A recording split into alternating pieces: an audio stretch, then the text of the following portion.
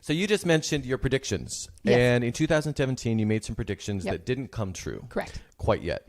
But they're about to come true. I think so. And so tell us a little bit more about that. You just mentioned one. Yes. Tell us a little bit more about, again, kind of the things that you think is on the horizon for this whole space travel world or space tourism. So there's a couple we can really briefly move through. I think that Earth-based space tourism is going to continue to exceed expectations. I still think it's underestimated. So there's a solar eclipse in South America this summer. They're estimating 500,000 people are going to travel. I think they're going to hit 1 million. It's hard to measure these things because it's a one-day event. Yeah. But I think we're seeing people are vastly more interested in this topic than anyone has ever measured before. Like the one, like you said, in 2017, where I think half of California went up to Oregon, right? That was the one that went across. Yes. Yeah. And places like Nebraska had like 1 million people in these towns for like 10,000 people for or one something. day. Right. Yeah. Right. Like for one day, they had 1 Right. million people turn up and then drive home. Yeah.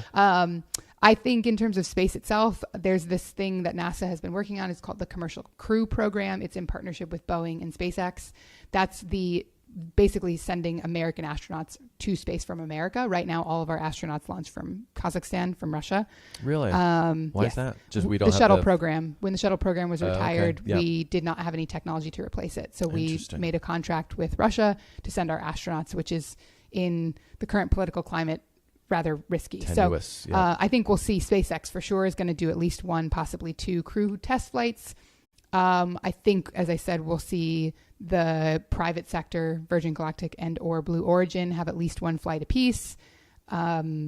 Those are the 2 really big ones. Oh, and I think once you see them go to space, either of these companies go to space again, you're going to see another round of ticket sales. So they don't actually let people buy tickets anymore because they've sold so many. Yeah. Once they prove it's possible, I think you're going to see, okay, we're going to have a new release for 2025. Now you can buy your ticket. Yeah. It'll be way in the future like it has been, but they're going to start to build a business into this where they're taking in funds and they're spending it to make the trips happen. Right. And that was interesting to me, is that you can no longer buy tickets. Correct. At the moment. But like you said, once they actually do it, the gates will open.